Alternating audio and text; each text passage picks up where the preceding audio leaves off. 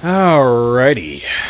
Welcome to another fantastic Guild War. It's going to be very, very long, boys and girls, because we're dealing with Senya Choux comps. And along with that Senya Choux comps is quite possibly one of the most cancerous units that we have ever seen.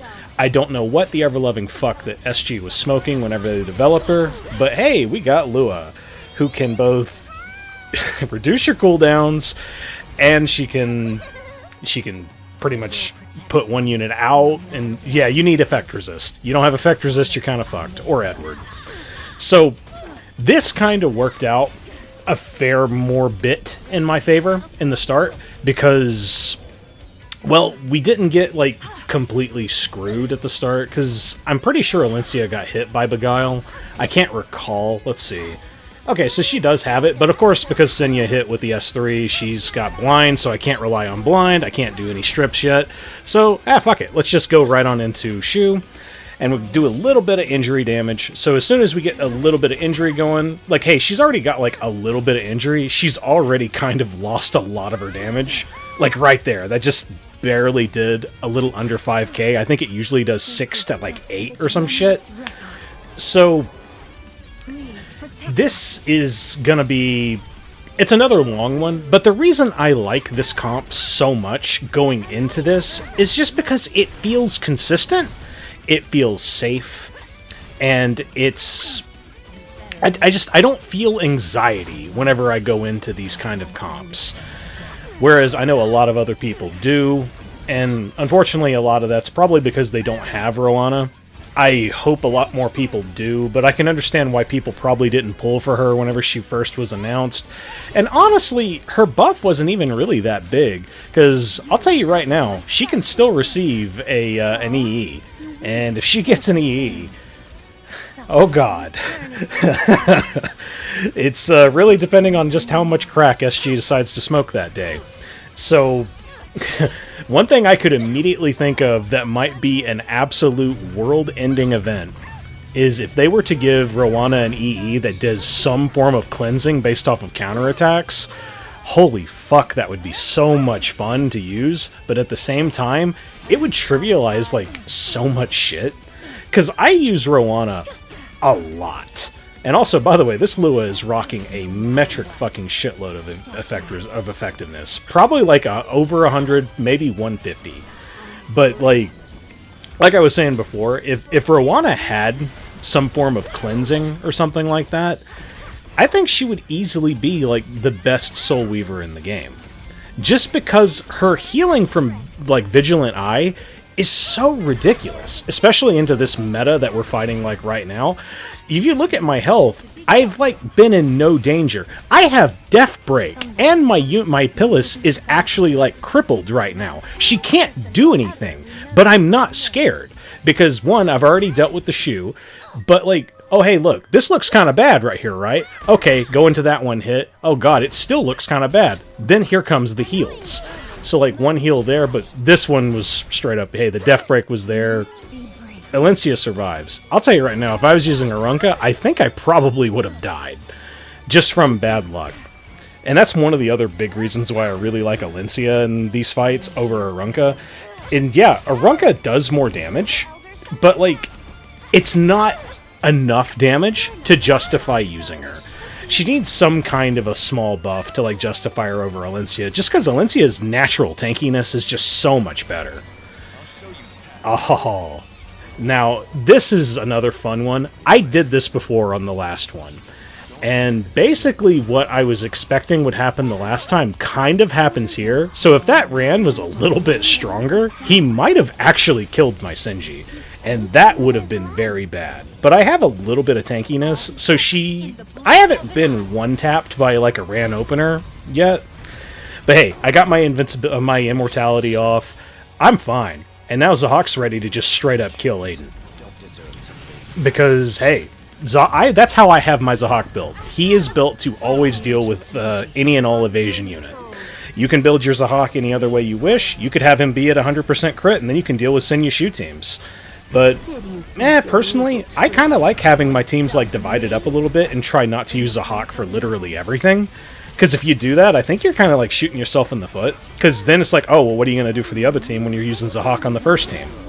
That's at least the first thing that comes to my mind. But yeah, just, you know, Zahhak being based, doing 30k on an S1. Sure, that wasn't a proof of valor, but like, holy fucking shit, I love this character. Oh, okay, so here's Edward. This is a pretty normal team that I usually like to run into Peira's, but oh, did you happen to see that? That Mercedes is on injury. Now, I know a lot of people are kind of doing that on Mercedes. I don't think it gives you as much value as you think it does. I think on counter would probably be better if they were more tanky, because anytime I see Mercedes, I don't even tempt fate. I usually kill a Mercedes immediately. I don't like to give her opportunities to use magic for friends or to counter or any of that stuff, so I try to either 2-tap or 1-tap her. But yeah, that was an injury Mercedes. They do exist. I just think they're pretty rare, and I don't think they're as effective as some people think they would be. Now, there is one other caveat to this kind of comp that has really kind of fucked me in the past, is this Ravi, you'll notice here in a bit, is actually not on Proof of Valor. You probably would have seen it on the first Edward S2, but god, you need really, really keen eyes for that. But yeah, this one is on the Khawazu artifact. I forget the name of it. Crimson Seed. And Crimson Seed is annoying, yes, but hey, that's not damage mitigation. And damage mitigation is kind of fucking broken. So, the only threat is if Doris's injury gets a little too high, and then Doris eventually gets 1-tapped by the Ravi. And yeah, Crimson Seed's there. It's kind of fucking with our Khawazu a little bit. But good news is, Ed's there. He's there to really pick up the slack. Because the only time this can really get dangerous is if that was Proof of Valor, because she takes so little damage, and Ravi just has an absurdly fucking stacked kit, to the point where it's just like, SG, what in the ever-loving fuck shit are you doing? Like, she heals, like, on hit, and being hit. So, why? But, now here's the second fight where I brought Hazel in, and, spoiler alert, I will never bring Hazel into a Lua fight. I've done it before in the past, and it seems very, very scary to go into any kind of Lua fight without some kind of a cleanse. If you don't have, like, any kind of cleanse, you run the risk of getting CC'd to death. And here, it's, like, it's a different kind of CC, because you're still able to attack. So, the big thing here, it looks kind of bad, because Hazel does end up taking, like, a fair amount of damage. But whenever you, like, let Hazel just go to her own devices, she's actually, like, pretty based. She'll do, like, a fair number of damage, and mine is rocking, like, what, 6 speed or some shit? She's, like, at a 111 speed, and she'll turn cycle a fair bit, too. That's, like, one of the things I like about this character, and that's why I kind of refuse to say that Hazel is bad. I'll just say this real quick. My Hazel is bad. I have probably about, like, 50 to 60, like, dead stats that are on this character. I have, like, garbage crit damage, and, like, even effectiveness on this Hazel. And, like, the only reason why that's the case is I just don't have a lot of time in the day to, you know, engage in the actual gameplay mechanic of Epic 7, which is called inventory management. You think it's, like, playing the game? No, it's inventory management. And I just don't have that kind of time. So my Hazel is rocking, like, pretty bad gear. You'll see it whenever I get to the stats section at the very end of the video. But, like, she is doing work. And this is also, like, your worst case scenario where you're leaving the Choux unchecked. So, like, Choux isn't doing a whole lot of follow-ups as well, because that's Hazel's biggest weakness, is she doesn't have the same defense that Pyllis does. Pyllis just straight up has 30% damage mitigation off of, like, every counter and follow-up and additional attack, which is fucking amazing. Meanwhile, Hazel, I believe, only has 25 to 20. It's probably 25. I could be wrong on that. But it's only on counters. So she takes full damage from additional attacks, and just from, like, that S2 that Choux does. Kind of scary. So you can kind of tell, like, I'm kind of pushing my luck with Hasol here. I can still win because I have Alencia, she's at full health, Roana's at full health, and Hasol finally got her first S3 off. Kind of sucks that it took that long to get it off, but that's just like, that's a me problem. Honestly, losing is harder, if anything. Oh, that's complete bullshit, Hasol. Losing's very easy. So, and then here's like a juxtaposition, like back to back. They're about the same speed. Just, Pyllis is just safe. Especially if you have a really good one. Like, mine doesn't even have as much effect resist as, like, some really good Pyllises. Like, this is only 150. And I'm rocking, like, Candle. And the only reason I'm rocking Candle is just so I can keep using S3, like, more often without having to soul burn. And that's the only reason why it's there. Which is why, like, I kind of wish SG would release more, like, event artifacts that would do, like, cool things. Kind of like, I think this one or the last Conqueror Lilias was rocking the current artifact from our current event we're doing right now, which was the Fairy Tale one. It was like the snow globe. That is such a fucking great artifact. And it's a free one. It's free artifact that any class can use. It's like, wow, so it just like gives a random buff to like any unit on your team. Man, that's fucking based. Why are like so many of the other event artifacts complete fucking trash? Like some of them do literally like 40 points of like extra damage like on hit, and like some cleanse your character if you have bleed or some shit. Some of it is just stupid. Like, I don't know the names of them, and quite frankly, can you blame me? I'm not going to remember this fucking garbage, because, like, that's what they are. Some of these artifacts are literal trash.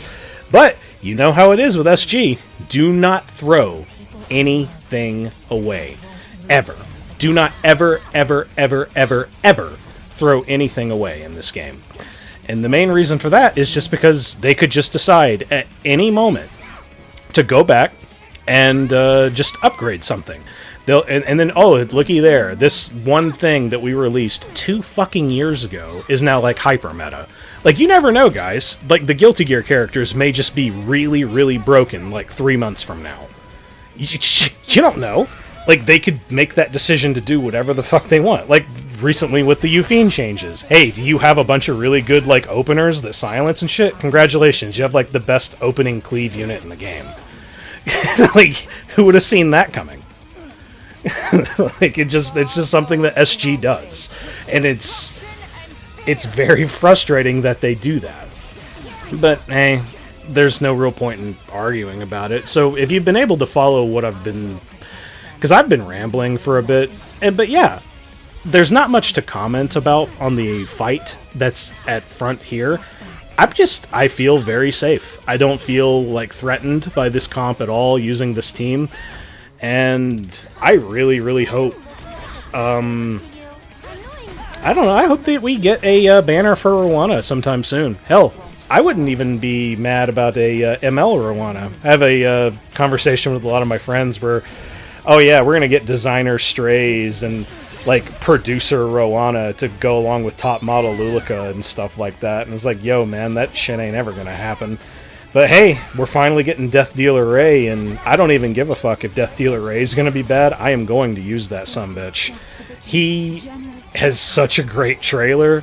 Fucking great voice. Always dig any of those performances that he gives. But, yeah, it's really bad that I can't quite recall his name right now. Crispin Freeman, there we go. Yeah, I love any and all, like, anytime he gets an opportunity to be hammy, oh, that shit's great. And, oh yeah, I guess I should probably comment on this fight. Nothing scary. Alencia is now going to probably end the fight. Oh, looky, it's Conqueror Lilias by herself. I don't feel bad for you. In fact, you know what? We've been kind of making this a ritual of every fight, so let me throw on auto real quick. There it is. And grab yourself a cup, get yourself a drink, and let's have us a quick drink here real quick. And of course, you could probably tell the only reason I undid that was hoping to get a death break, ending it. And hey, what could the last match be? Oh shit! It's almost like we're back in the year 2020, isn't it? Wow, that kind of brings you back, doesn't it? You almost never see comps like this, ever. And honestly, whenever I was doing this, I thought I would have like a lot of fun with it, and I did, don't get me wrong, but playing this matchup really just kind of makes me sad, because I want to go back. We have been fighting so much horrible shit for so long. I miss this so bad. So, these units are all brought out of retirement. I know Araz is still really, really, really good. Mine's not, like, amazing. He's decent. He'll do what he has to do. But, like, yeah, even, like, Ravi is still, like, quite frankly, really retarded. It's just, we fight so much more ridiculous shit that even Ravi's overtuned kit doesn't feel like it's enough to fight things. Like, here, I have an advantage in almost every way you could think of, and what goes wrong? 15%. That's basically what happens, because anytime Ravi gets 15%'ed, well, then you're going to start taking punishment for it. So, I have lots of buffs. Landy's going to just kind of go uncontested and do S3 quite a bit. And hey, that's a green versus a red. And we pretty much end up getting, like, what, 2 misses, 1 hit, like, every time she S3s? And it's, like, always on the unit that really, really, really doesn't need to be hit. But, God, doesn't this just, like, bring back good memories of whenever anyone used regular Red Ravi, anyone used Mascot Hazel, using Araz? You pretty much, like, only see these kind of units in RTA. In fact, I'm not even sure about, like, Mascot Hazel and Ravi. I don't do RTA enough, but I do know that Araz is there quite a bit. And I'm not quite, like, worried yet, because I still think, like, the odds are on my side. But I did have a pretty good feeling I'm probably going to lose Raz. And, quite frankly, can you blame me? Because he's also rocking Aureus, so he's taking, like, 2 times as much damage. And here I could have used S3, and if I did that, it probably would have saved me, but, like, hey, we needed to kill that Mercedes. Mercedes was really, like, the one thing that was preventing winning. Because, like, what are the odds that Landy's going to, like, hit her S3 every single time? Right? Right? Ah, shit. So like I was saying... So yeah, I had a feeling I was going to lose 1 unit. This is the last match. Hey, can you blame me? I just wanted to have a little bit of fun. And God, I do miss those comps. I miss having fun like that. But, yeah, that was pretty much this Guild War. It was a little longer. It was like, what, an extra 3 or 4 minutes longer? And that's unfortunate because, like, you know, of the things that we're fighting. So, like, yeah, that's 3 minutes, then 2 minutes, and that's, like, per Guild War, or, like, per tower. What did suck was I did get sniped on one of them where I wanted to use Hasol with Arrowell and with Roana because it was basically, like, against an Arya comp. Thanks, Enrist, you fuck. You stole that tower from me while I was prepping for it. But, hey, that's fine. Whatever. And I just wanted to try that one out, because that one sounded like a lot of fun, because Hasol would have just cleaned that whole team out. That would have been so cool. But, hey, whatevs. And, I don't really have a whole lot more to say. It's just, I hope you guys are enjoying my commentary. I guess this was more of a real test to see how long I could kind of, like, bullshit the commentary, because I really didn't have anything to say. The fights all were pretty self-explanatory. They kind of all just, build Alencia. Injury Alencia is really based, and all of that gear pretty much is arena gear. And also Roana is unbelievably based. That is all free gear. So, if I actually was able to build some good gear for Roana, I'm sure I would have even more fun with her. But hey, I hope you guys have a wonderful rest of your day. The reason nothing came out on Thursday is because Wednesday Guild Wars are just extremely difficult for me. It's probably my most busy day, so it's pretty hard for me to get Thursday stuff out. So hopefully you enjoy this whenever this one goes up. And let me know in the comments anything in particular that you liked, disliked, whatever. Hope you have a good rest of your day. Thanks. Later.